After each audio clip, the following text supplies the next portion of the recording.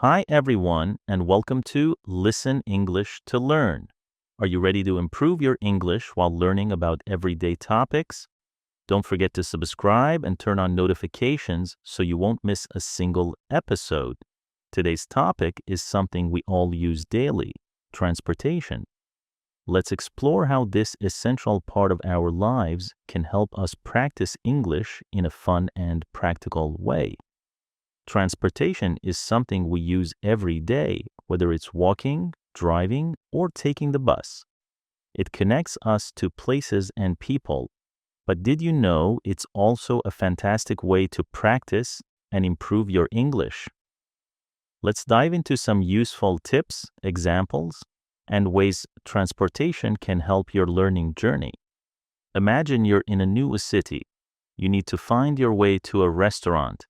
In English, you might ask someone, "Excuse me, could you tell me how to get to place?" Practicing phrases like this not only helps you in real-life situations, but also boosts your confidence. Here are a few more examples. Where is the nearest bus stop? Does this train go to downtown? How much is the fare? These are everyday phrases that you can use while exploring new places. Let's talk about public transportation. If you've ever taken a bus, subway, or train in an English-speaking country, you've probably heard announcements like, "Next stop, Central Station. Please mind the gap between the train and the platform. Tickets, please." These phrases are great for improving your listening skills. The next time you're on public transport, pay attention to announcements and signs. You'll notice common words like platform, schedule, or delay. Another way to practice English is by reading maps, timetables, or even transportation apps. For example, apps like Google Maps or City Transit apps often have instructions in English. They'll use phrases like, "Take the green line to Main Street," "Walk 500 meters to your destination," "Transfer at the next station." Understanding these directions helps you learn prepositions like to, at, and near. If you're driving, road signs are another great way to learn. Signs like yield, stop, or no entry are simple but important. They teach you new vocabulary and how to follow instructions in English. Transportation also gives you opportunities to listen to people. On a train or a bus, you might overhear conversations in English. For example, "Do you know how long it takes to get there? Can you pass me the map? This is my stop. I need to get off now."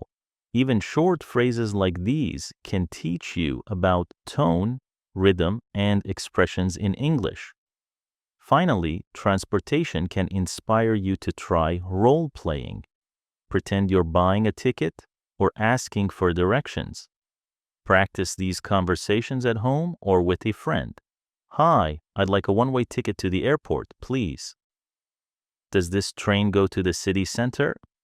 "Excuse me, is this the right platform for the 3 o'clock train?" Repetition is key to feeling confident when you speak. Questions for interaction. What's your favorite way to travel and why? Have you ever had to ask for directions in English? How did it go? What's one new transportation word or phrase you've learned recently? Write your answers in the comments. I'd love to hear your experiences. Transportation is not just about getting from one place to another. It's a great way to learn and practice English.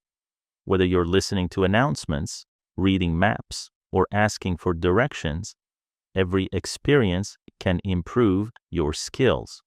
Thanks for listening today. Don't forget to subscribe and join us for the next episode, where we'll talk about how technology can make learning English easier and more exciting. See you soon, and happy learning.